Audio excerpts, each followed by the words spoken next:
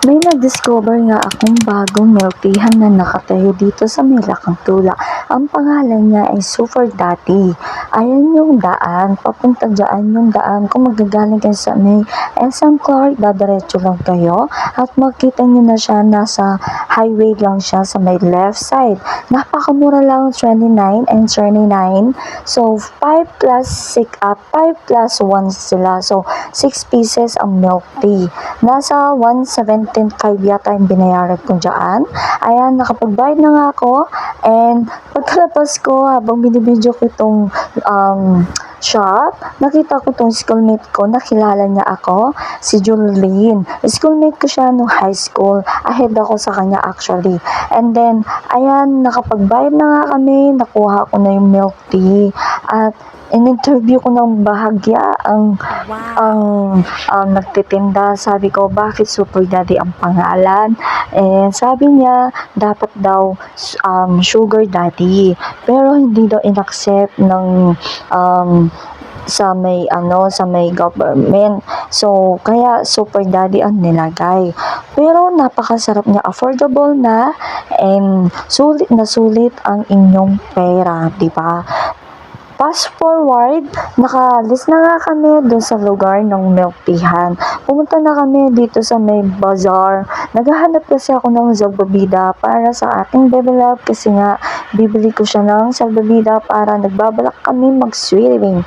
Tapos nga, nakita ko tong mga Totobits. Gusto kong bumili ng itlog. Favorite ko kasi yung pugo na yan. So, nung bumili ako bumili ako ng 5 pieces. Favorite ko talaga yung pugo na yan, pati yung daddy ng baby ko. Favorite niya yan.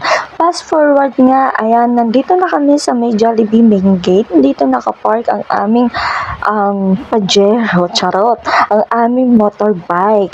Nag-motorbike na nga lang kami, mabilisan lang naman. Sinama ko itong aking pamangkin na makulit. Kasi ang aking baby love is tulog. At pagkatapos, pumunta kami dito sa computer shop, sa may checkpoint. May papaprint lang ako. At pagkatapos niyan, naghanap-hanap ako ng salbabida dito sa may lugar, sa may checkpoint para makabili ng salbabida. Syempre, pinark ko muna yung motorbike namin. Pinark ko siya ng maayos, nang hindi nakasalabat. Tapos, nandito kami sa may mga nagtitinda ng mga makeups, ng mga accessories. At dito ako nakahanap ng salbabida. Ayan na nga, nakabili na ako ng salbabida para sa ating baby love. Babayaran na natin. Nabili ko nga pala yan is $2.95. Napaka mahal, diba? Tapos isang beses lang yung magagamit. By the way, nakauwi na nga pala kami. Ay ni Ma'am Milk Tea, nabili namin Hershey chocolate, dark chocolate, at isa-isa kami para sa ating mga pamangkin. Tapos sulit na sulit din. Pagka-uwi ko nga, tinignan ko aking anak, tulog. At pagka kinabukasan nga, nag-prefer na ako ng almusal namin. Nagluto ako ng egg. Tapos may spaghetti din.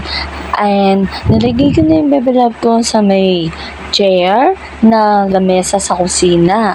At tignan nyo naman ang ginagawa niya. Kumukuha siya ng pagkain. Umaakyat talaga siya. Inaakyat niya yung lamesa. Tignan nyo naman. Napakalikot na talaga ng baby love ko. Diba? Hindi na siya mabawalan. Napaka-bibo. Habang nag-voice over nga ako, nasa tabi ko siya. Bubulong-bulong. Sabi ko sa kanya, behave siya. Quiet. Kasi nag-voice over ako. Napakagulo ng baby ko na to. Kahit na magulo at makulit, basta walang sakit at healthy siya. Yan ang pinakamalaking bagay. So, sitting na siya, o siya, no? Breakfast time. Ko na nga lang siya dyan sa may lamesa. Gusto niya kumain mag-isa. Tingnan niyo, napaka-independent na baby, diba? Mag-iisang taon pa lang siya, napaka-independent na niya. Ginugulo niya kasi ako, di ako makakain. Lagi ko yung inuuna. Syempre, nauna lagi ang ating mga anak bago tayo mga magulang. At yung kinakain niya dyan is champurado. Yun yung lagi niya almusal, champurado or sopas, minsan lugaw or sopas, ganyan. Tapos, gumagawa ako ng sandwich niya, egg na may bread or hotdog. Napaka likot na niya nga niya. Tingnan niyo naman, hindi ako makakain maayos sa kanya. Actually, minsan di nga ako nakakain dyan ng umaga. Ano na lang, lunch na lang ako nakakabawi ng kain ko.